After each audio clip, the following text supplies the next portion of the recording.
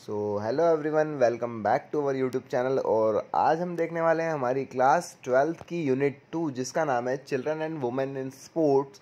और मैं आप लोगों को बताना चाहता हूं कि हमारी यूनिट 2 जो है वो 2024-2025 सिलेबस से, पूरे लेटेस्ट सिलेबस से रिलेटेड है। तो वीडियो को पूरा देखना और अच्छा लगे तो लाइक और सब्सक्राइब ज़रूर कर देना। तो चलो वीडियो को स्टार्ट करते हैं। सो ये है हमारी यूनिट कंटेंट्स। तो पहला कंटेंट है भैया exercise guidelines of WHO for different age group. Second दे रखा है कॉमन पोस्चरल डिफॉर्मिटीज। इसके अंदर नॉक नहीं देखने को मिलेगा, flat foot, round shoulder, lordosis, kyphosis, bow leg, scoliosis and their corrective measures, ये इसके अंदर देखने को मिलेगी। बहुत सारी डिफॉर्मिटीज होती है। देन थर्ड दे रखा है women participation in sports. Women का क्या पार्टिसिपेशन रहा है स्पोर्ट्स में, स्पेशल कंसिडरेशन किस तरफ से दिया जाता है, मेनार्क और मेंस्ट्रुअल डिस्फेक्शंस क्या होता है, फीमेल एथलीट ट्रेड क्या है ना, ऑस्ट्रोपोरोसिस, हार्मोनिया क्या होता है, ईटिंग डिसऑर्डर क्या होता है, ये सब समझने वाले हैं। तो चलो फटाफट से वीडियो को स्टार्ट करते हैं। तो सबसे पहले हम देख लेते हैं इसका इंट्रोडक्शंस। तो इंट्रोडक्शन के अंदर क्या देखना है भैया, जैसा कि चैप्टर का नाम है हमारा, बेसिक सी बात है, children and women in sport, है ना। तो जब भी हम चिल्ड्रन या वुमेन्स को स्पोर्ट्स के अंदर लेकर आते हैं हमारे, तो उनके अंदर क्या चेंजेस देखने को मिलते हैं, फिजिकली साइकोलॉजिकली क्या चेंजेस देखने को मिलते हैं, वही सब हम इसके इंट्रोडक्शन और चैप्टर के अंदर देखने वाले हैं। तो चलो आगे बढ़ते हैं। सो इसके अंदर सबसे पहला टॉपिक दे रखा है हमारा जो है what are the stages of life. तो आप लोगों को यार पता होना चाहिए कि कौन कौन सी कैटेगरी में जो बच्चे रहते हैं उनको क्या क्या बोला जाता है और किस किस नाम से बोला जाता है, ठीक है। तो इस चैप्टर के अंदर भी बहुत सारे कीवर्ड्स देखने को मिलने वाले हैं आप लोगों को, जहाँ पे ये वर्ड्स यूज़ किए हुए हैं। तो आप लोगों को समझ में आना चाहिए। जैसे कि बाय बर्थ से लेके 1 ईयर तक का जो भी बच्चा रहता है उसको हम इन्फेंट बोलते हैं। सेकंड दे रखा है टैडलर, 2 से 4 साल के बच्चे को हम टैडलर बोलते हैं। 5 से 12 साल के बच्चे को हम चाइल्ड बोलते हैं। 13 से 19 साल के बच्चों को टीन एज में आते हैं, टीनेज बोलते हैं हम, है ना। 20 से 39 साल तक के बच्चों को हम एडल्ट बोलते हैं। 40 से 60 तक के को हम बोलते हैं middle age adult. And then 60 plus वालों को हम सीनियर एडल्ट बोलते हैं। तो ये कुछ स्टेजेस हैं जो कि बारे में आपको पता होना चाहिए, ठीक है, ठीक है। सो इसके अंदर हमारा सबसे पहला टॉपिक है एक्सरसाइज गाइडलाइन ऑफ WHO। तो सबसे पहले WHO का मतलब क्या होता है सबको पता है, वर्ल्ड हेल्थ ऑर्गेनाइजेशन। तो यहाँ पर यार सीधी सी बात है, वर्ल्ड हेल्थ ऑर्गेनाइजेशन ने कुछ सारे स्टेजेस के लिए, जो एज स्टेजेस है उनके लिए गाइडलाइंस बनाई है एक्सरसाइज को लेके, कि यार आप लोगों को कौन सी एक्सरसाइज करनी चाहिए किस एज में, है ना। उसके लिए क्या गाइडलाइंस बनाई हुई है ताकि आपका यार बॉडी के अंदर ग्रोथ और डेवलपमेंट हो सके, है ना। आप कहीं ना कहीं आपकी बीमारियों से दूर रहें, डिसीजेस से दूर रहें। आपको पता ही है आजकल कितनी सारी बीमारी आप लोगों को लग जाती है एज के साथ साथ, है ना। तो आप लोगों को इससे दूर रखने के लिए WHO ने कुछ एक्सरसाइजेस गाइडलाइन बनाई है। जैसे कि फॉर अंडर 5 ईयर एज के लिए अलग होती है, 5 to 17 एज के लिए अलग गाइडलाइंस है एक्सरसाइज की, है ना। एडल्ट्स के लिए अलग गाइडलाइंस है ना। और फिर एडल्ट्स एज के लिए अलग गाइडलाइंस है और सीनियर सिटीजन के लिए भी अलग गाइडलाइंस बनाई हुई है यहाँ पर WHO ने। तो चलो इसको पढ़ते हैं, अपन देखते हैं इसके अंदर क्या देखने को मिलता है। तो इसके अंदर सबसे पहले कैटेगरी दे रखी है children under 5 year of age. तो यार सबको कैटेगरी वाइज बांटा गया है। सबसे पहले 5 साल से जो कम के बच्चे होते हैं उनके लिए बताया गया है। इसमें सबसे पहली कैटेगरी दे रखी है लेस देन 1 ईयर, जो 1 साल से कम के बच्चे होते हैं उनको क्या करवाना है आपको, ठीक है। तो उनके लिए क्या करना है आपको, सबसे पहले तो ये याद रख लो यार कि उनके लिए आप लोगों को फ्लोर बेस्ड गेमिंग करवानी है। फ्लोर बेस्ड मतलब यार कुछ बैठ के वो लोग प्ले करते रहें, कुछ इस तरीके से ये आप करवा सकते हो बच्चों को। तो कुछ इस तरीके से आप फिजिकल एक्टिविटी करवा सकते हैं उनके लिए। एंड देन आप लोगों को जो उनका स्लीपिंग टाइम होता है बहुत मोस्ट इंपॉर्टेंट होता है। उनको 14 to 17 आवर्स की स्लीप देनी है। अगर बच्चा 3 साल का है या तीन साल का नहीं है, मतलब 3 महीने से कम का है, तो उसको 14 से 17 घंटे की आपको नींद करानी ही करानी है, क्योंकि उनके लिए क्वालिटी स्लीप होना बहुत ज़रूरी होता है। एंड देन आपको सैनिटरी बिहेवियर के अंदर उनको स्क्रीन टाइम बिल्कुल भी नहीं देना है। ऐसा नहीं कि यार आप उन लोगों को मोबाइल पकड़ा देते हैं, तो ये तो बिल्कुल भी नहीं करना है आप लोगों को, इससे अवॉइड करना है ये सब चीज़ें, है ना। और आप लोगों को बता देता हूँ, उनको फ्लोर बेस्ड गेमिंग ही करवानी है आप लोगों को, उनको फ्लोर बेस्ड एक्टिविटी ही करवानी है। आप ये तो है नहीं कि यार छोटे से बच्चे से आप बेंच प्रेस लगवा दोगे, यार कुछ इस तरीके से चीज़ करवा दोगे, हो ही नहीं सकता ना, इट इज़ नॉट पॉसिबल। छोटा बच्चा तो कर ही नहीं सकता। क्या बोला तूने? देन नेक्स्ट कैटेगरी है हमारी 1 से 2 साल के बच्चे जो होते हैं, उनके लिए क्या है, उनके लिए भी आप लोगों को क्या करना है, उनको 1 घंटे से ज़्यादा का स्क्रीन टाइम नहीं देना है, पहली चीज़ तो। एंड देन उनकी फिजिकल एक्टिविटी है वो आप लोगों को लाइक यार उनको थ्रोइंग करना सिखानी है, उनको किक करना सिखाना है बॉल को, कुछ इस तरीके। कुछ इस तरीके से आप लोग उनको थ्रोइंग करना, किक करना सिखा सकते हो, है ना। और कुछ इस तरीके से बोर्ड से वो कुछ भी लिखें यार, वो वेरियस टाइप ऑफ चीज़ कुछ भी लिख सकते हैं वो लोग, वो लिखें जिससे उनकी फाइन मोटर स्किल्स डेवलप होती है, उनकी फिंगर्स जो रहती है उसमें फाइन मोटर स्किल्स होती है वो डेवलप होती है ना। तो मैं आप लोगों को बता देता हूँ। और आपको कम से कम 180 मिनट मतलब 3 आवर्स का उनको फिजिकल एक्टिविटी कुछ इस तरीके से कंटिन्यूसली करवानी है। And then most important thing, sleep में भी उनको 11 से 14 घंटे की क्वालिटी स्लीप टाइम देना है आप लोगों को, ताकि कोई डिस्टर्ब नहीं करे, उनकी अच्छी से नींद पूरी हो जाए। तो आप लोगों को इस तरीके से क्वेश्चन बनते हैं। देखो कि 1 से 2 साल के लिए बच्चों के लिए आपको क्या करना पड़ता है, क्या गाइडलाइंस है ना, बच्चों को किस तरीके से फिजिकल एक्टिविटी करानी है, तो आप लोगों को लिखते आना चाहिए। आप लोगों को यही सब चीज़ें आने वाली है इसके अंदर डिफरेंट एज ग्रुप को गाइडलाइंस को लेकर।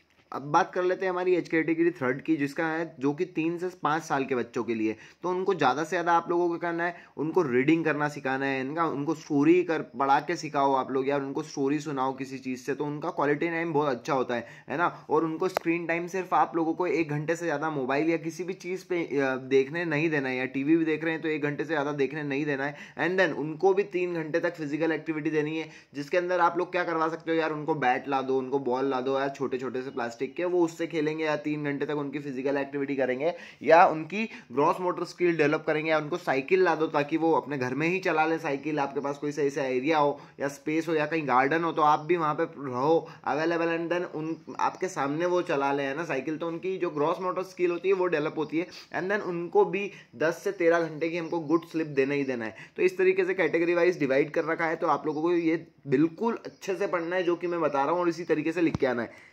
द नेक्स्ट कैटेगरी हमारी दे रखी है चिल्ड्रन एंड यूथ, जिसको हम बोलते हैं 5 to 17 ईयर्स की कैटेगरी है। ये भी WHO की गाइडलाइंस के अकॉर्डिंग ही है। तो इसमें याद रखना है, ये जो कैटेगरी होती है ये मॉडरेट टू विगरस फॉर्म में होती है ना। एंड देन मैं आप लोगों को बताता हूँ, इसके अंदर जो आप फिजिकल एक्टिविटी परफॉर्म करने वाले हो वो कम से कम आप लोगों को 1 घंटे तो करना ही है। और उसमें कौन कौन सी एक्टिविटी आएंगी, तो उसमें एरोबिक बेस्ड एक्सरसाइज आती है, फ्री एक्सरसाइज आप कर सकते हो, जंपिंग, रनिंग, थ्रोइंग, है ना, कुछ भी कर सकते हो, या कोई से गेम पार्टिसिपेट कर सकते हो आप लोग अपने फ्रेंड सर्कल के साथ। तो ये सब करना है आप लोगों को। एंड देन मैं आप लोगों को बता देता हूँ, आप लोगों को जो फ्रीक्वेंसी की बात होती है, कितना कैसे करना है आप लोगों को, तो आप सेशन वाइज कर सकते हो, या 1 घंटे का पूरे 1 घंटे खेल सकते हो, या 30-30 मिनट के आप सेशन कर सकते हो, या सुबह आपने 30 मिनट खेल लिया है, इवनिंग में आपने 30 मिनट खेल लिया। इस तरीके से कुछ सेशन डिवाइड करके भी आप 1 घंटे अपनी एक्टिविटी परफॉर्म कर सकते हो। और इसमें भी आप लोगों को क्वालिटी स्लिप लेनी है। आप लोगों की 8 आवर की स्लिप होनी कंटिन्यूसली ज़रूरी है इस एज में, तो ही आप लोगों की बॉडी ग्रो होगी, डेवलप होगी, आपकी ग्रॉस मोटर स्किल डेवलप होगी।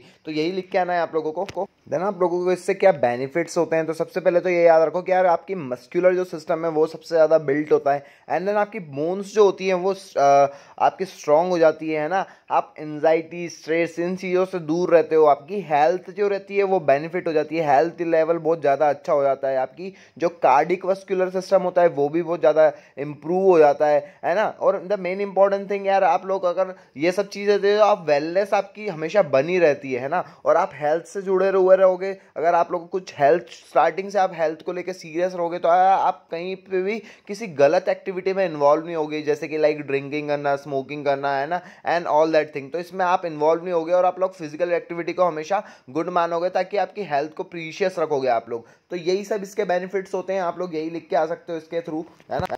देन हमारी नेक्स्ट कैटेगरी दे रखी है जो कि एडल्ट की होती है 18 to 64 ईयर एज में। इसमें क्या करना रहता है यार, इसकी इंटेंसिटी में भी आप लोगों को सेम है, मॉडरेट टू विगरस फॉर्म में करनी होती है ना। और इसमें आप क्या कर सकते हो, मसल स्ट्रेंथनिंग की एक्सरसाइज कर सकते हो, फिजिकल एक्टिविटी कर सकते हो, लाइक यार पुशअप्स करना, पुलअप्स करना, या है ना बेंच प्रेस करना।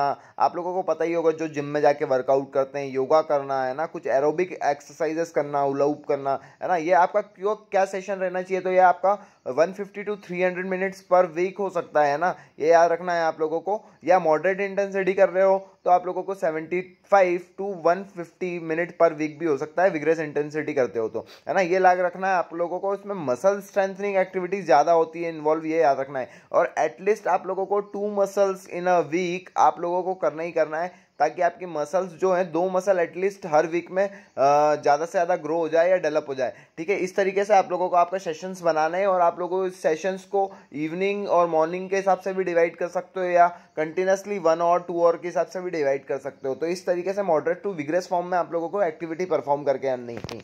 देन बात हम कर लेते हैं हमारे जो 64 से ऊपर वाली एज होते हैं, जो सीनियर सिटीजन कैटेगरी होती है, उसके अंदर क्या करना होता है यार। तो उसके अंदर भी आप लोगों को मॉडरेट टू फिगरस फॉर्म में ही जाना है ना। उसका इंटेंसिटी वर्कआउट के अंदर आप लोगों को 1 घंटा इवनिंग या 1 घंटा सुबह या 1 घंटा शाम भी दे सकते हो आप लोग, है ना। इस तरीके से कुछ वर्कआउट कर सकते हो। उसके अंदर आप लोग क्या कर सकते हो यार, तो आप जिम में भी जा रहे हो, अगर आप सीनियर सिटीजन हो और आप जिम में जा रहे हो तो वहाँ पे भी आके आपको लो वेट से एक्सरसाइज करनी है यार। लो वेट से आप लोगों को पुशअप्स वुशअप्स लगाने हैं यार, लो वेट से, है ना, बेंच प्रेस करना है, ताकि आपकी जो उस समय की जो एज की जो मसल्स रहती है वो उस तरीके से डेवलप हो जो कि सीनियर सिटीजन्स की होती है। आप योगा कर सकते हो, आप प्राणायाम कर सकते हो, ताकि आप स्ट्रेस फ्री या रिलीफ रह सकते हो, है ना। ज़्यादा से ज़्यादा आपको स्पिरिचुअल्स थिंक करनी चाहिए उस समय पे।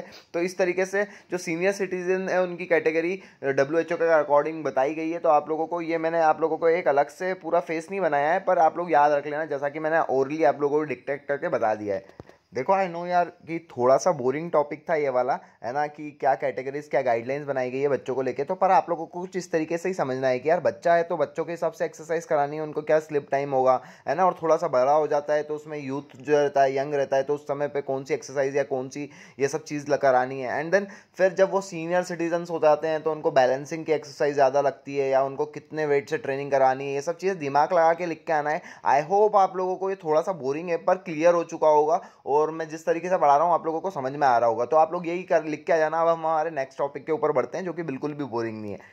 देन हमारा नेक्स्ट टॉपिक है कॉमन पोस्चर डिफॉर्मिटीज़। तो यार सीधी सी बात यही है यहाँ पे कि जो हमारा पोस्चर होता है ना, पोस्चर क्या होता है सबको पता है यार। हम खड़े रहते हैं जब हमको सीधे खड़े रहना है ना, या हम लेटे हुए हैं, सोए हुए हैं, तो हमको किस तरीके से हमारा पोस्चर रखना है ना, वो सब चीज़ें पोस्चर के अंदर आती है यार। कोई व्यक्ति है सीधा नहीं चल रहा है, आड़ा टेढ़ा होकर चल रहा है, तो कैसा अजीब से ही लगेगा, है ना। और कोई बहुत अच्छा हैंडसम व्यक्ति है जो बिल्कुल स्ट्रेट चल रहा है, उसका पोस्चर बहुत करेक्ट है, तो हम कितने अच्छे से समझते हैं कि यार क्या गुड लुकिंग लड़का है यार, कितना ब्यूटीफुल है ये।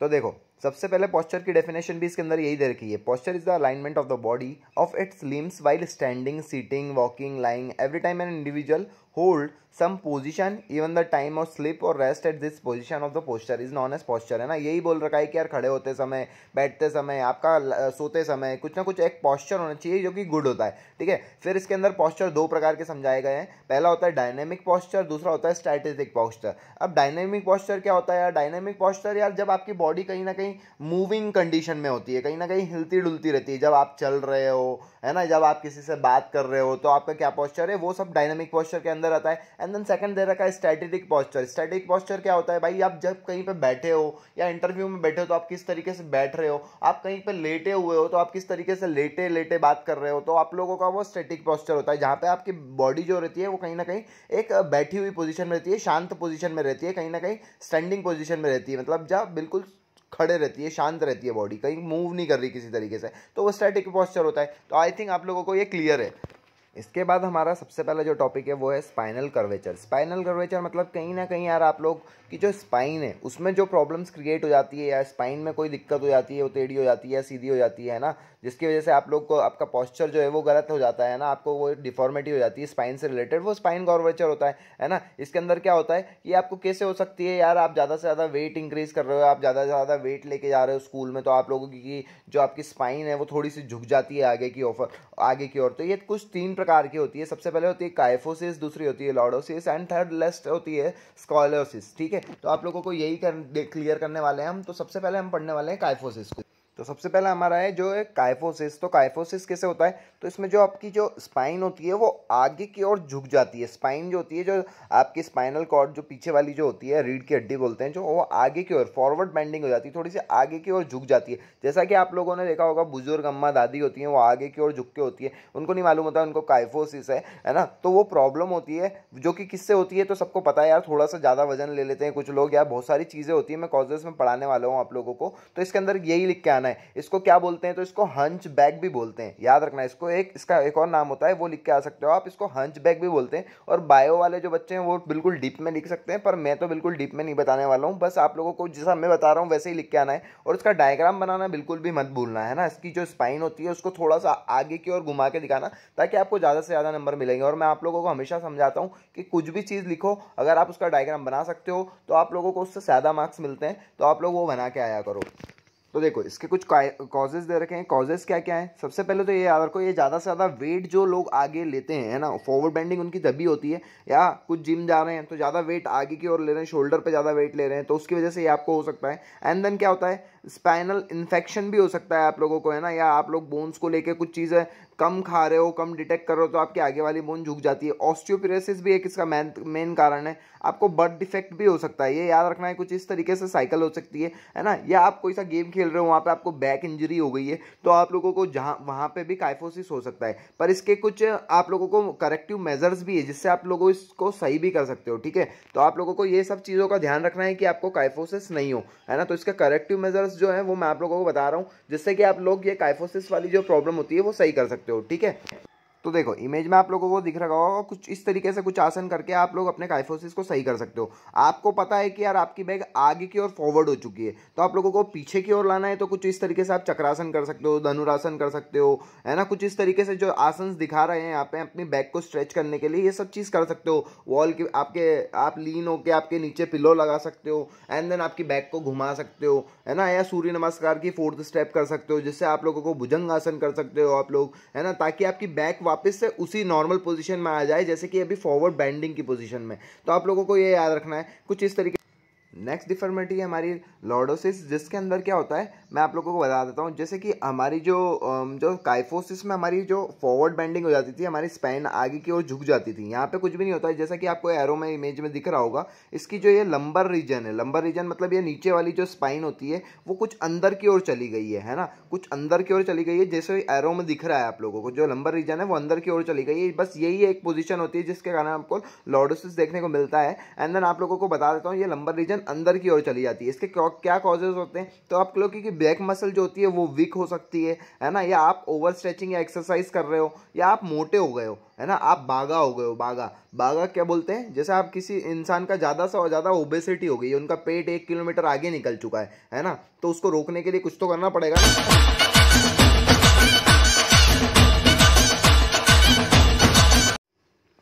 तो आप लोगों को कुछ इस तरीके से एक्सरसाइज नहीं करनी जैसे कि ये कर रहे थे इसके अंदर मीम के अंदर। ये तो मैं सिर्फ फंसाने के लिए डालता हूँ। एंड देन आप लोगों को बता देता हूँ, इसके अंदर आप लोग जो प्रिवेंशन कर सकते हो वो आप लोग किस तरीके से पद्मासन कर सकते हो, है ना, या आपके पैर को पूरा लीन करके ऊपर की ओर उठा सकते हो, आप लेट सकते हो, ताकि आपकी बैक जो है वो सीधी हो जाए किसी तरीके से। जैसा कि ये लंबर रीजन अंदर की ओर गई है, तो आप लोग करोगे ये सब एक्सरसाइज तो आपका, और ज़्यादा से ज़्यादा आपको वेट कम करने की कोशिश करना है, ताकि आपकी लंबर रीजन वापस से सीधी हो पाए, है ना, उस पर वेट कम आए। तो कुछ इस तरीके से आप प्रिवेंटिव एक्सरसाइज कर सकते हो और अपनी लॉर्डोसिस वाली जो प्रॉब्लम होती है उसको सही कर सकते हो। एंड लास्ट आपकी डिफॉर्मिटी है स्क्वालोसिस। तो आप लोगों को बता देता हूँ, ये काइफोसिस और जो आपका लॉर्डोसिस है इनसे दोनों से डिफरेंट है। काइफोसिस में आप क्या होता था, आपकी जो फॉरवर्ड बेंडिंग है आगे की ओर राउंड शोल्डर में घुस जाती थी।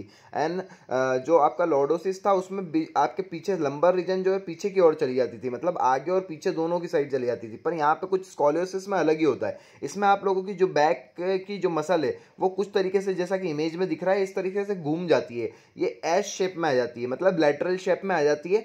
तो आप लोगों को इसको सही करने के लिए, ये केस काय के लिए होता है, किसके कॉजेस क्या है, तो इस आप लोगों को आपको याद रखना है कि इसके कॉजेस मेन क्या हो सकता है कि यार आप ज़्यादा से ज़्यादा एक जगह पर, मतलब राइट वाले शोल्डर में या लेफ्ट वाले शोल्डर में ज़्यादा एक कोई सी भी एक जगह पे आप ज़्यादा वेट रख रहे हो और चल रहे हो, है ना, तो आपको ये देखने को मिल सकता है ना। ये ज़्यादा से ज़्यादा जो वो नहीं होते जो वेट उठाते हैं, या आप बोल सकते हो जो वेट उठाने का काम करते हैं, है ना, उन लोगों को ज़्यादा देखने को मिलता है, कुली उली टाइप के लोगों को, ठीक है। तो उन लोगों को ये प्रॉब्लम ज़्यादा हो जाती है, और जो ज़्यादा वेट लिफ्टिंग करते हैं उनको भी ये ज़्यादा प्रॉब्लम देखने को मिलती है। तो इसको आपको सुधारने के लिए क्या करना पड़ेगा, आप लोगों को जिस तरीके से, जिस जगह से आपकी जो स्पाइनल है वो जिस शेप से, जिस तरफ से मुड़ी हुई है ना, उसको सुधारने के लिए आपको अपोजिट डायरेक्शन में पिलो रख के सोना पड़ेगा। या तो आप कुछ स्ट्रेचिंग वाली एक्सरसाइज कर सकते हो अपोजिट डायरेक्शन में, या आप लोग पुलअप्स कर सकते हो इसको सुधारने के लिए, है ना। और ये जो ऐसी जब आपकी लेटरल शेप में जब स्पाइनल हो जाती है ना, तो आप लोग कुछ इस तरीके से चलोगे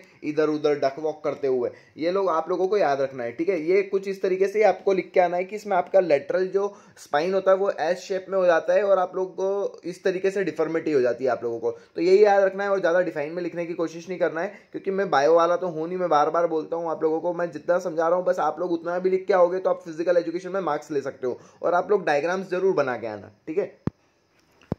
देन हम बात कर लेते हैं हमारी नेक्स्ट डिफॉर्मिटी जिसका नाम होता है नॉक नी। तो नॉक नी क्या होती है भैया? तो सबसे पहले तो ये याद रखना है, नॉक नी जैसा कि नाम है इसका, है ना, आपकी जो नी होती है वो पास में चिपकने लग जाती है। जैसे कि डायग्राम में दिख रहा है, एक नॉर्मल पोजीशन दिख रही है जिसमें ग्रीन एरो दिख रहा है, ये नॉर्मल स्टैंडिंग पोजीशन होती है। पर नॉक नी वाली जो प्रॉब्लम थी, इसमें आपको जो ये नी दिख रही है घुटने वाली, ये एक दूसरे से चिपक चुकी है। तो इस पोजीशन को आप लोग नॉक नी बोलते हैं, है ना। आपको अब चलते समय नॉक नॉक होने लग जाता है, नॉक नॉक मतलब पैर टकराने लग जाते हैं। और जिनको भी ये प्रॉब्लम होती है ना, उन लोगों को दौड़ने में, है ना, या रनिंग करने में या चलने में दिक्कत होती है, उनके पैर टकराते हैं, ठीक है। और आप लोगों को कोई भी फिजिकल एग्जामिनेशन जाता है, जैसे कि यार आप लोगों को आर्मी में ट्राई करना है या कोई सी कमांडो ट्रेनिंग में ट्राई करना है या कोई सा फिजिकल एक्टिविटी, क्रिकेट कोई से गेम में पार्टिसिपेट करना है, तो वहाँ आप लोगों को जब मेडिकल होता है वहाँ चेकिंग में आप लोगों को भगा दिया जाएगा, क्योंकि आपको नॉकनी की प्रॉब्लम होती है। तो इसके कॉजेस क्या होते हैं? तो याद रखना है, इसका deficiency of vitamin D, vitamin D की कमी से भी हो जाता है। आपको कैल्शियम की प्रॉब्लम है, आपको फॉस्फोरस की प्रॉब्लम है, आपका वेट ज़्यादा है, आप ओबेसिटी हो, या आपका फ्लैट फुट है ना, या आप लिफ्ट करते हो ज़्यादा वेट, जो कि आप यंग एज में ही लिफ्ट करने लग गए हो ज़्यादा वेट, तो आप लोगों को ये प्रॉब्लम देखने को मिल जाती है। इसकी कुछ रेमेडीज होती है। तो क्या होती है? आप परफॉर्म कर सकते हो पद्मासन, गोमुखासन कर सकते हो, हॉर्स राइडिंग कर सकते हो, अपने जो नी होती है जहाँ पे आपको प्रॉब्लम है उसके बीच में पिलो लगा के रात में सो सकते हो, है ना, पिलो को बांध के, ताकि आपके वो जो नीज होती है वो दूर दूर हो जाए। कुछ इस तरीके से रेमेडीज करके आप लोग इस प्रॉब्लम को सॉल्व कर सकते हैं। नेक्स्ट डिफॉर्मिटी होती है बाउ लेग। बाउ लेग क्या होता है? तो ये याद रखना, ये नॉक नी का बिल्कुल अपोजिट होता है। नॉक नी में नी पास की ओर आती है, और बाउ लेग में ये आप लोगों की जो नी रहती है वो दूर चली जाती है ना, पैरों में बहुत ज़्यादा गैप हो जाता है। जैसे कि आपको इमेज में दिख रहा होगा, बाउ लेग मतलब कुछ इस तरीके से बाउ शेप ले लेता है। तो आप लोगों को ये याद रखना है, ठीक है। जब आप खड़े होते हो, जब आप चल रहे होते हो, तो बहुत ज़्यादा दूरी हो जाती है पैरों में, तो ये भी एक प्रकार की प्रॉब्लम होती है। तो ये काय की वजह से हो सकती है? तो यार आपको विटामिन डी की कमी है, फॉस्फोरस कैल्शियम की कमी है ना, आप लोगों को मोटापा ज़्यादा हो गया है, ठीक है। आप जब छोटे बच्चे रहते हैं, जब उनको ये प्रॉब्लम देखने को मिलती है, छोटे बच्चे रहते हैं जब बिल्कुल चलना नहीं सीखते हैं, उन लोगों को दिखती है ना, तो ये प्रॉब्लम को भी सही करा जा सकता है। तो वो कैसे सही करा जा सकता है? आप विटामिन डी जो होता है ज़्यादा से ज़्यादा कंटेन करो, इंटेक करो अपनी डाइट में। आप बैलेंस डाइट रखो, मतलब जिसके अंदर कैल्शियम, फॉस्फोरस, मिनरल, प्रोटीन सब तरीके रख करो। या आप परफॉर्म कर सकते हो गरुड़ासन या चक्रासन, उससे भी आप लोगों को ये प्रॉब्लम सही देखने को मिल जाएगी, ठीक है। देन नेक्स्ट हमारा जो डिफॉर्मिटी होती है वो होती है राउंड शोल्डर। राउंड शोल्डर कैसा होता है? तो आप लोगों को इमेज में दिख रहा होगा, एक नॉर्मल पर्सन है जो कि बिल्कुल स्ट्रेट खड़ा हुआ है, जिसमें वाइट अलाइनमेंट दे रखी है, और एक जो है एक और पर्सन दे रखा है उसके पास में, जिसमें जिसकी जो शोल्डर है वो आगे की ओर झुक गया है, गर्दन आगे की ओर झुक गई है, शोल्डर आगे की ओर झुक गया है, वो कुछ राउंड शेप ले लेता है। तो इस तरह की डिफॉर्मिटी को राउंड शोल्डर बोलते हैं। ये किस लिए होती है? तो ये एक बैक पॉस्चर हैबिट होती है, जेनेटिक प्रॉब्लम हो सकती है, आपको मस्क्यूलर इम्बैलेंस हो सकता है, आप वेट लिफ्टिंग करते हो तो आगे की ओर, या आपको एक्सीडेंट हो जाए उससे भी आपको हो सकता है ना, या आप कोई से क्लॉथ हैं जो बिल्कुल टाइट पहनते हो, है ना, ताकि आपकी बॉडी जो है वो आगे की ओर बैड पोस्चर में कन्वर्ट हो जाए, ठीक है। तो इसके लिए रेमेडीज क्या है? तो आप लोग पुलअप्स कर सकते हो, वॉल स्ट्रेच कर सकते हो सीधे होने के लिए, है ना, चेस्ट स्ट्रेच कर सकते हो, या धनुरासन या चक्रासन कर सकते हो, क्योंकि अपोजिट डायरेक्शन में जाना है अपने को। ये same as it is kyphosis से रिलेटेड होता है, पर काइफोसिस थोड़ा सा डिफरेंट होता है ना, उसमें कुछ दूसरी मसल पे स्ट्रेच होता है, और यहाँ पर सिर्फ शोल्डर जो होते हैं वो राउंड हो जाते हैं। तो आप लोगों को यही लिख के आना है इसके अंदर भी, और इस तरीके से डायग्राम बना के आना है, ठीक है। देन नेक्स्ट डिफॉर्मिटी होती है फ्लैट फुट। फ्लैट फुट क्या होता है? तो देख लो, आप लोगों को यहाँ पे दो आर्क दिख रहे होंगे पैरों के। एक होता है नॉर्मल आर्क जिसमें इस तरीके से पैर बनते हैं, एक होता है फ्लैट फुट जिसमें पूरा पैर बन जाता है नीचे की ओर। तो भैया इसको बोलते हैं fallen arc of the foot, ये याद रख लेना, है ना। इसमें क्या होता है, सारी जो फ्लैट आपका जो फीट रहती है वो पूरी फ्लैट हो जाती है, मतलब सीधी हो जाती है, बिल्कुल एक जैसा पैवा हो जाता है, उसमें कोई आर्क ही नहीं रहता है, बिल्कुल सीधा हो जाता है, आपका पूरा वजन जो होता है प्लेन हो जाता है वहाँ पर सरफेस, है ना। तो इसके लिए आप लोगों को ये काहे से हो सकता है? तो इसके कॉजेस क्या है? आपको ओबेसिटी है ज़्यादा, या आप लोग है ना कोई सा ऐसा शूज़ पहन रहे हैं जिससे आपको ये चीज़ हो सकती है। इसके लिए क्या रेमेडीज़ कर सकते हो आप लोग? तो यार आप जो वॉक जो रहती है वो हील पे कर सकते हो, वॉक ऑन हील पे चल सकते हो, तो आप लोगों को ये रेमेडीज से प्रॉब्लम सॉल्व हो जाएगी, ठीक है। या आप रोप स्कीपिंग कर सकते हो, जंपिंग कर सकते हो, कुछ इस तरीके एक्सरसाइज करने से भी आपका फ्लैट फुट सही हो जाता है। और आजकल ऐसे शूज भी आने लग गए हैं आर्क वाले, वो पहन के भी आप लोग ये सही कर सकते हो, ठीक है, ठीक है। नाउ हमारा नेक्स्ट टॉपिक है वुमेन पार्टिसिपेशन इन स्पोर्ट्स। ये बात बहुत गंभीर है कि यार देखो यार, सबसे पहले जब अपने को पता है वुमेन पार्टिसिपेशन कब से स्टार्ट हुआ, तो सबसे पहले मैंने जैसा कि आप लोगों को पढ़ा रखा था एंशिएंट ओलंपिक में, तब भी एंशिएंट ओलंपिक जब होते थे, जब वहाँ पे वुमेन्स को अलाउ नहीं किया गया था जैसा कि उनका रूल्स था, है ना। फिर मॉडर्न ओलंपिक्स भी जब स्टार्ट हुए, तो मॉडर्न ओलंपिक्स में भी जब फर्स्ट टाइम मॉडर्न ओलंपिक्स हुए थे एथेंस में, तो वहाँ पे भी वुमेन्स अलाउ नहीं की गई थी। फिर कब वुमेन्स को अलाउ किया गया, तो आप लोगों को पता है इन 1900 सेकंड टाइम 4 साल बाद जब वापस से ओलंपिक्स हुए थे, वहां पे वुमेन्स को अलाउ किया गया था और वहां पर मात्र 22 वुमेन ने पार्टिसिपेट किया था फर्स्ट 1900 ओलंपिक में। ये आप लोगों को लिख के आना है। एंड देन फिर 1904 में सिर्फ उसके 4 साल बाद वापस से सोसाइटी इतना कम सोचती है वुमेन्स को लेके कि वहां पे सिर्फ 6 वुमेन ने पार्टिसिपेट किया, ठीक है। फिर उसके 100 साल बाद जब इन 2000 में, है ना, सिडनी ओलंपिक्स हुए, वहां पे 4069 वुमेन ने पार्टिसिपेट करा था। ये आप लोगों को लिख के आना है। वुमेन का पार्टिसिपेंट मतलब हमारी जो सोसाइटी है वो एक मतलब वुमेन्स को लेके बिल्कुल छोटी सोच रखती है ना, उनको हमेशा सेकंड स्टेज में देखती है। तो आप लोगों को ये सब चीजें वुमेन का पार्टिसिपेशन याद रखना है, ठीक है। फिर धीरे धीरे करके ये पार्टिसिपेशन बढ़ता गया। सबसे पहले इंडिया की बात कर लेते हैं, क्या पार्टिसिपेशन रहा है इंडिया में। तो इन 1984 में पीटी उषा एक पहली वुमेन थी जिसने एथलेटिक्स में पार्टिसिपेशन करा था ओलंपिक्स में। सो ये है पीटी उषा की इमेज उस समय की है ये, जब वो उस समय मेडल लगा था। एंड देन इन 2000 में कर्णम मल्लेश्वरी ने ब्रोंज मेडल जीता था सिडनी ओलंपिक्स में इंडिया के लिए। फिर इस तरीके से प्रोग्रेस होती गई और कर्णम मल्लेश्वरी का फोटो जो ये दिख रहा है आप लोगों को स्क्रीन पे, ये कर्णम मल्लेश्वरी हैं। इन्होंने वेट लिफ्टिंग में ये मेडल लगाया था, ठीक है। फिर उसके बाद 2012 लंदन ओलंपिक में सानिया नेहवाल और एमसी मैराथन ने अपने देश के लिए ब्रोंज मेडल जीता था।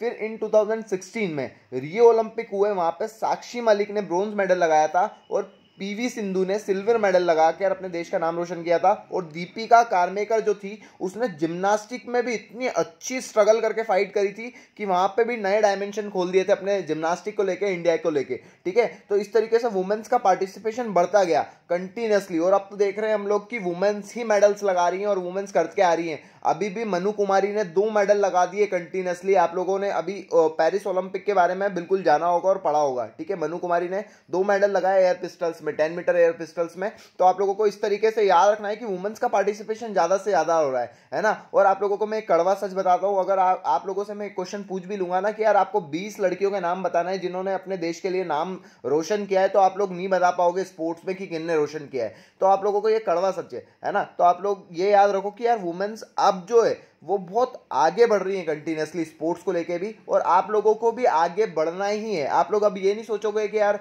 कि अभी भी हमारी सोसाइटी वैसी ही है, पर अब ऐसी सोसाइटी बिल्कुल भी नहीं रही है। वुमेन्स को आगे बढ़ना है और आगे बढ़ते ही जाना है ताकि हर जगह हमारा झंडा तिरंगा लहराते रहे।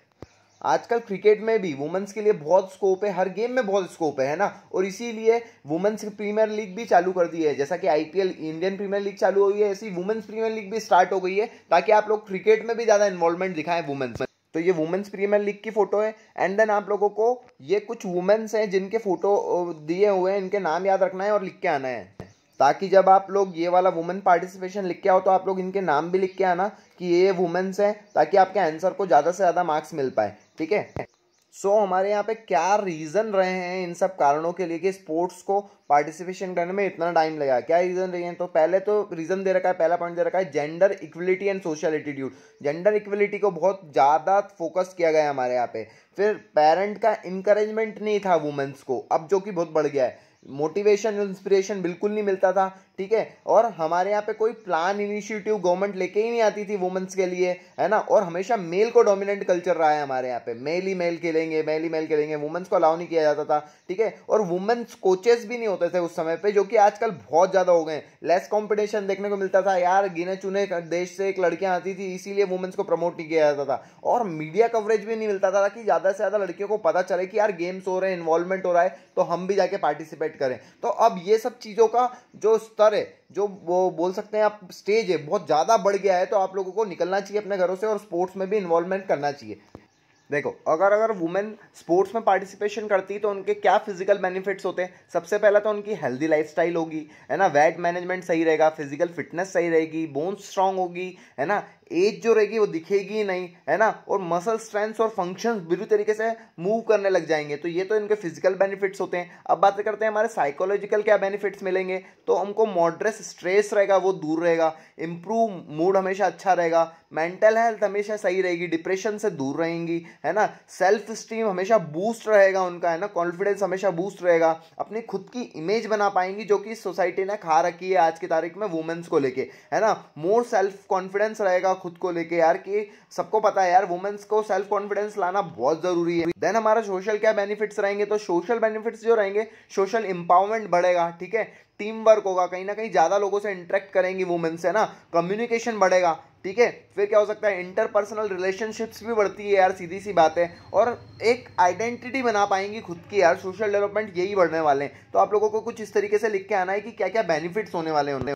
देन नेक्स्ट हमारा टॉपिक दे रखा है स्पेशल कंसिडरेशन। तो स्पेशल कंसिडरेशन वुमेन्स को लेके बहुत अलग दिए हुए हैं यहाँ पर। फॉर एग्जांपल अगर मैं बात कर लेता हूँ हमारे मेल के लिए, कि यार मेल बिल्कुल भी इस चीज़ को तो समझ ही नहीं सकते हैं कि क्या स्पेशल कंसिडरेशन देते हैं वुमेन्स को, पर मैं फिर भी आप लोगों को फॉर एग्जाम्पल एक चीज़ बताना चाहता हूँ यार। अगर बात कर लेते हैं हम मेल की, है ना, मेल को बोल दिया जाता है कि यार 2 महीने बाद आपका कोई सा इवेंट या कॉम्पिटिशन है, तो वो मेल के साथ तो कोई भी कंसिडरेशन करनी नहीं पड़ेगा, क्योंकि मेल हमेशा आपको हेल्दी मिलने वाले हैं और हमेशा कुछ भी चीज़ उनके साथ होती ही नहीं है ना, तो वो लोग तो आराम से पार्टिसिपेट कर लेते हैं। पर वहीं अगर हम बोल दूं किसी फीमेल के साथ कि यार आपको 2 महीने बाद पार्टिसिपेट करना है किसी इवेंट या कंपटीशन में, है ना, और उस कंपटीशन के आने से पहले 1 हफ्ते पहले उनके पीरियड्स आ जाते हैं, है ना, तो उनकी जो मेंटली और साइकोलॉजिकली जो हेल्थ रहती है वो कहीं ना कहीं डिस्टर्ब होती है। या लोग, आप लोग इस चीज़ से मुझसे एग्री होंगे, है ना। तो आप लोगों को इसीलिए इसी जगह पे आपको कुछ स्पेसिफिक कंसिडरेशन उन लोगों को देना पड़ता है। और जो कुछ देखो यार, सीधी सी बात है, 2 प्रकार के कंसिडरेशन करने पड़ते हैं आप लोगों को। एक तो होता है मेनार्क और दूसरा होता है मेंस्ट्रुअल डिसऑर्डर, है ना। आजकल कोई सी भी वुमेन हो, नॉर्मल बिहेवियर की बात कर रहा हूँ, नॉर्मल फंक्शंस की बात कर रहा हूँ मैं आप लोगों को, यार कोई वर्किंग वुमेन भी हो या होम लेडी भी हो, उसको कहीं ना कहीं ये सब चीज़ों से फेस करना ही पड़ता है। तो हमारे लिए 2 प्रकार के कंसिडरेशन दे रखे हैं। सबसे पहला दे रखा है मेनार्क और दूसरा देखा है मेंस्ट्रुअल डिसफंक्शन। तो हम इसके बारे में पढ़ने वाले। तो सबसे पहले हमको पर समझना है मेनार्क क्या होता है। तो मेनार्क एक ऐसी प्रॉब्लम होती है यार जो कि फीमेल्स के साथ होती ही होती है ना। या अपन बोल सकते हैं कि यार लड़कियों का जो फर्स्ट पीरियड आते हैं, जब उनको फर्स्ट टाइम ब्लीडिंग होती है, तो उस प्रॉब्लम को मेनार्क बोलते हैं, है ना। ये आपको कैसे हो सकते हैं, तो यार मैं आप लोगों को बताना चाहता हूँ कि यार ये डिफर करता है कंट्री टू कंट्री, है ना। या आप बोल सकते हो कि यार जो गर्म देश होते हैं वहाँ पे पीरियड्स जल्दी आ जाते हैं, और जो ठंडे देश होते हैं ना, जो कोल्ड देश होते हैं, वहाँ पर जो पीरियड्स आते हैं वो लेट आते हैं। और ये आपकी एज पे भी डिफर करता है ना। ये कौन सी एज होती है, तो 9 to 18 एज में आप लोगों को ये देखने को मिल जाते हैं, कितनी जल्दी देखने को मिलते हैं। तो ये 9 to 18 एज तक आपको डिफर करते हैं ना। और जो वो रहता है, ये डिपेंड करता है काय के अंदर, एग्जैक्ट पीरियड का जो मेनार्क डिपेंड करता है, वो करता है आपके बायोलॉजिकल, जेनेटिकल, इन्वायरमेंटल फैक्टर पे भी डिपेंड करता है। तो आप लोगों को ये याद रखना पड़ेगा, ठीक है ना। इसीलिए बोला जाता है कि स्पोर्ट्स वूमेन जो होती है उनको इस चीज़ का बहुत स्पेशल केयर करनी पड़ती है अपनी, ठीक है, कि यार उनका इवेंट आने वाला है तो उससे पहले आ जाएगा, तो सीधी सी बात है यार, उनका कहीं ना कहीं फिजिकल लेवल बहुत ज़्यादा डाउन हो जाता है, और उनकी परफॉर्मेंस पे भी उस चीज़ का इफेक्ट देखने को मिलता ही मिलता है। क्योंकि एक नॉर्मली काम करना और एक आपको पीरियड्स के साथ काम करना बहुत डिफरेंट चीज़ है ना। तो इसीलिए यार सब लोगों की दादियाँ बोलती रहती हैं कि इस टाइम पे यार आपको ज़्यादा खाना चाहिए, घी खाना चाहिए, अच्छा न्यूट्रिशन लेना चाहिए, ताकि आपको इस टाइम पे कोई प्रॉब्लम फेस नहीं करना पड़े। तो यही होता है मेनार्क। आपको मोटे मोटे तौर पे मैंने समझा दिया है कि मेनार्क क्या होता है, और आप लोग बहुत अच्छे से समझ भी गए होंगे। देन नेक्स्ट हमको दे रखा है मेंस्ट्रुअल डिसफंक्शन। तो मेंस्ट्रुअल डिसफंक्शन अलग चीज़ है और मेनार्क अलग चीज़ है। मेनार्क किसको बोलते हैं, जैसे फर्स्ट टाइम ब्लीडिंग होती है तो उसको हम मेनार्क बोलते हैं, वो हमारा क्लियर हो गया है। पर जो मेंस्ट्रुअल डिसफंक्शन होता है, जैसा कि यार फॉर एग्जांपल मैं बोल सकता हूँ यार किसी लेडी के पीरियड्स आने वाले हैं, पर वो पीरियड किस तरीके से मिस आउट हो जाते हैं, वो नहीं आते हैं, यह है ना, इसको बोल सकते हैं आपको एबनॉर्मल हो जाना, मतलब पीरियड्स का कहीं ना कहीं इरेगुलर हो जाना। मेंस्ट्रुअल साइकिल जो चलती है उनकी, उसमें मतलब टाइम पर नहीं आना उसका, ठीक है। तो वो जब उस चीज़ को रहते हैं तो उससे उनकी बहुत मेंटली डिस्टर्ब हो जाती हैं वो लोग, है ना। जो उनकी साइकिल रहती है 3 to 7 डेज की होती है ना, तो उसमें बहुत डिस्टर्ब हो जाते हैं वो लोग, उनका वो परफॉर्मेंस में भी दिखता है। अब डिस्टर्ब हो जाते हैं तो उन लोगों को क्या दिखता है, तो उनको क्या क्या प्रॉब्लम हो सकती है, तो उनको हो सकता है हेडेक हो सकता है, उनको बैक पेन हो सकता है, फैटिक हो सकता है, उनको क्रैम्प्स आने लग जाते हैं, टायर्डनेस हो लगता है, मतलब यार कहीं ना कहीं एबनॉर्मल थिंग्स होती है ना। तो यार उनको इस चीज़ को लेकर बहुत साइकोलॉजिकल, बहुत दिमाग बहुत डिस्टर्ब रहता है, ठीक है। इस चीज़ को आपको समझना पड़ेगा, और उनको इस समय पे थोड़ी सी हाइजीन को भी लेकर अपनी ध्यान रखना चाहिए, थोड़ी क्लीननेस बना के रखनी चाहिए, है ना। तो ये सब चीज़ें होती है। ये 2 तरीके के आपको दे रखे हैं, मेनार्क और मेंस्ट्रुअल डिसफंक्शंस। तो आप लोगों को आई होप क्लियर हो गया होगा दोनों चीज़। ये कुछ स्पेशल कंसिडरेशन करना पड़ता है, ठीक है। तो ये 2 चीज़ होती हैं, तो आप लोगों को ये याद रखना है। और मैं अब हमारा अगला टॉपिक है female athlete trade. Female athlete trade क्या होता है? तो फीमेल एथलीट ट्रेड क्या है? एक प्रकार का सिंड्रोम होता है जो कि 3 कंडीशन पर डिपेंड करता है। पहला हो जाता है कि यार आपकी एनर्जी जो है लो हो जाना।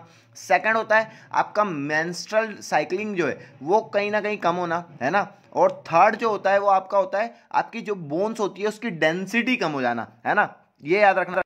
तो ये जो तीनों चीजें, तीनों कंडीशन है वो 3 चीजों पर रिलेट करती है। पहला होती है ऑस्टियोपोरोसिस, दूसरी होती है एमिनोरा और तीसरी होती है ईटिंग डिसऑर्डर। तो ये याद रखना आप लोगों कि ये जो प्रॉब्लम देखने को मिलती है ये टीन एज में और एडल्ट फीमेल में ज़्यादा देखने को मिल रही है। और आप लोगों को पता ही है कि यार आप लोग न्यूट्रिशन नहीं लोगे ये सब तो आपको प्रॉब्लम देखने को मिलेगी यार। आप लोग समय पर बैलेंस डाइट नहीं करोगे और अगर किसी स्पोर्ट्स फीमेल को हो जाती है तो फिर तो बहुत ही दिक्कत हो जाती है उसको गेम्स को लेकर, उसके पार्टिसिपेशन को लेकर, ठीक है। तो आप लोग देखते हैं अपन, चलो इसके अंदर होता क्या है।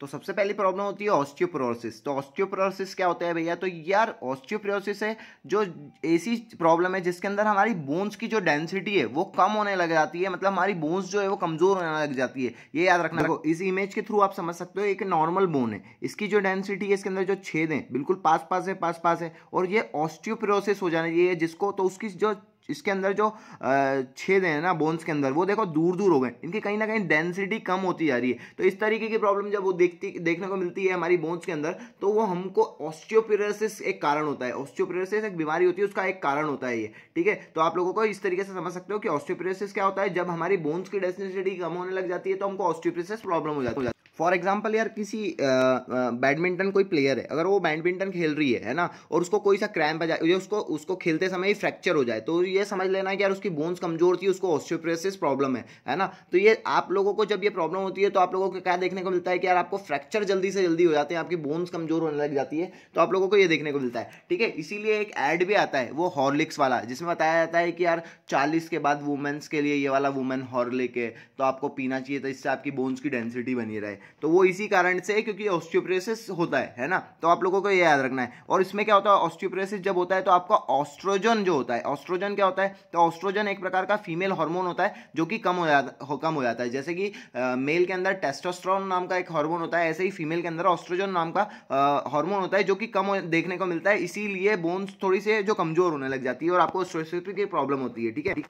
तो इसके क्या कॉजेस होते हैं? तो सबसे पहले एस्ट्रोजन लेवल का, एस्ट्रोजन जो हार्मोन होता है वो कम हो जाना। प्योर न्यूट्रिशन भी इसका एक कारण है। कैल्शियम की कमी करना, मतलब आप कैल्शियम कहीं ना कहीं कैल्शियम कम ले रहे हो, ठीक है। या आप लोग थायरॉक्सिन आपका हार्मोन कम भी हो जाता है तो वो भी आपका एक कारण हो सकता है। ये इसके कुछ कॉजेज हैं। आप प्रिवेंटिव मेजर क्या कर सकते हो? तो है ना, आपको ज़्यादा से ज़्यादा कैल्शियम वाले फूड लेना है, प्रोटीन खाना है, ठीक है। विटामिन डी हो, सनलाइट, विटामिन डी कहाँ से ले सकते हो? आप सनलाइट से ले सकते हो, कोई से सप्लीमेंट से ले सकते हो, ये लेना है आपको, है ना। और आपकी जो बैड हैबिट्स है, जैसे कि बैड हैबिट्स कौन सी? स्मोकिंग करना, अल्कोहल कंजप्शन करना, ये सब छोड़ना पड़ रहा है, ठीक है। और टाइमली चेकअप कराओ यार ऑस्टियोपोरोसिस का, तो आप लोग और डेली से डेली फिजिकल एक्टिविटी करो, तो आप इस तरीके से आपके प्रिवेंटिव मेजर्स कर सकते हो ऑस्टियोपोरोसिस से बचने के लिए, ठीक है। सो हमारा अगला टॉपिक है एमेनोरा। तो एमेनोरा क्या होता है? एमेनोरा और मेंस्ट्रुअल डिसफंक्शन जो होता है दोनों अलग अलग चीजें होती है। मेंस्ट्रुअल डिसफंक्शन मैंने क्या पढ़ाया था आप लोगों को कि पीरियड का इरेगुलर हो जाना या पीरियड के जो चेन है उसका टाइम पर नहीं आना, पीरियड एबनॉर्मल हो जाना, उसको हम क्या बोलते थे? मेंस्ट्रुअल डिसफंक्शन बोलते थे। पर यहाँ पर याद रखना एमेनोरा क्या होता है। तो फॉर एग्जांपल यार कोई सी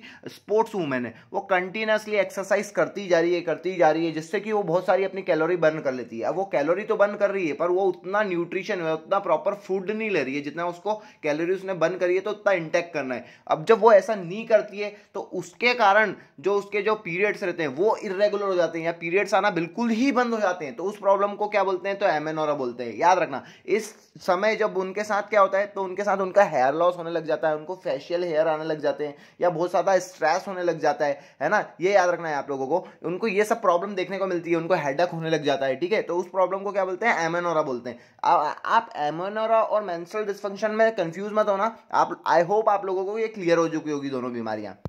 सो हमारा नेक्स्ट टॉपिक है ईटिंग डिसऑर्डर। तो ईटिंग डिसऑर्डर क्या होता है भैया? तो याद रखना कोई सी भी फीमेल एथलीट है वो है ना अपना मतलब सोचती है कि यार अब मेरे को मेरा परफॉर्मेंस बेस्ट करना है, तो वो क्या करती है एकदम से अपना वेट जो होती है वो लूज करने लग जाती है या कोई से भी एक्सरसाइज को कंटिन्यूसली करने लग जाती है जिससे कि उनकी बहुत सारी कैलोरी है वो बर्न कर लेती हैं। अब वो कैलोरी तो बर्न कर लेती हैं पर उतना न्यूट्रिएंट्स या उतना फूड इंग्रेडिएंट्स अपने बॉडी के अंदर सप्लीमेंट्स नहीं डालती हैं जितना कि उनका डाइट के अकॉर्डिंग होता है। अगर उतना भी नहीं डाल रही हैं, वो क्या सोचती हैं कि यार मेरा वेट कम हो जाएगा या मैं अपना वेट लूज कर लूँगी तो मेरा क्या होगा, ज़्यादा से ज़्यादा अच्छा परफॉर्मेंस होने लग जाएगा, या उसके कारण जो बीमारियाँ होती है वो सब ईटिंग डिसऑर्डर के अंदर आती है। तो वो कौन सी बीमारियाँ होती हैं, चलो हम पढ़ते हैं।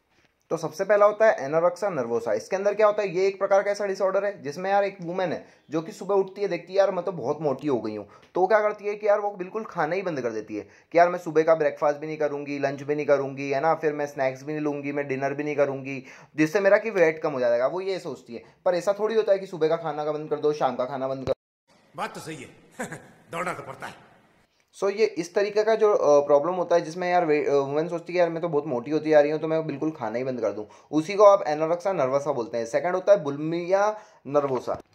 ये एक ऐसा प्रकार का डिसऑर्डर होता है जिसमें कि यार वुमेन्स क्या सोचती हैं कि यार मेरे को तो गुलाब जामुन खाने हैं, तो वो क्या करती हैं, गुलाब जामुन खा भी लेती हैं, पेट के अंदर चले भी आते हैं, फिर उसके बाद वो उल्टी कर देती हैं। उल्टी कर देती हैं मतलब यार, मतलब अपने पेट की संतुष्टि के लिए उल्टी कर देना, मतलब कि यार मैंने खा भी लिए, मेरा मन भी हो गया गुलाब जामुन खाने का, फिर मैंने उसको उल्टी कर दिया। तो यार ये बहुत ज़्यादा सीरियस प्रकार की प्रॉब्लम होती है। ये याद रखना आप लोग कि यार आप लोगों ने, आपको ऐसा है कि यार आपको वेट तो गेन करना नहीं है, इसलिए आप कोई सा भी खाना खा लो और फिर उसको उल्टी कर दो ताकि आपका मन भी भरा जाए और आपने खा भी लिया खाना। पर ये बहुत सीरियस और मेजर प्रॉब्लम होती है, इससे बहुत थ्रेटनिंग हो सकती है। आप लोग याद रखना, बहुत सीरियस होती है ये, ठीक है। तो इसके सिम्टम्स कुछ इस प्रकार के होते हैं, डिहाइड्रेशन हो जाना, रिफ्लक्स डिसऑर्डर हो जाना, इलेक्ट्रॉल जो रहता है आपका वो इम्बैलेंस हो जाना। तो ये बहुत सीरियस होता है, ठीक है। आई होप आप लोगों को ये क्लियर हो गया होगा, ठीक है। और ये जितना भी मैंने पढ़ाया है ना, बिल्कुल शॉर्ट डेफिनेशन में आप लोग पढ़ो और मेरी स्क्रीनशॉट लेते जाया करो चीज़ों की, और आप लोग जितना मैं बताता हूँ बस उतना ही लिख के आ जाओगे ना, तो आपको फुल ऑन फुल मार्क्स मिलने वाले हैं, ठीक है। ये चैप्टर थोड़ा सा बड़ा था, बोरिंग था, मैं समझ सकता हूँ, पर आप लोगों को ये पूरा पढ़ना तो पड़ेगा ही सही। तो यहीं पे हमारी यूनिट पूरी तरीके से खत्म होती है। तो आप लोगों को आई तो होप पूरा समझ में आ गया होगा, और नहीं भी समझ में आता है तो आप क्वेश्चन कमेंट करके पूछ सकते हैं मुझसे, ठीक है। और चैनल को सब्सक्राइब करना बिल्कुल भी मत भूलना। मिलते हैं नेक्स्ट वीडियो में, तब तक के लिए टेक केयर, बाय बाय।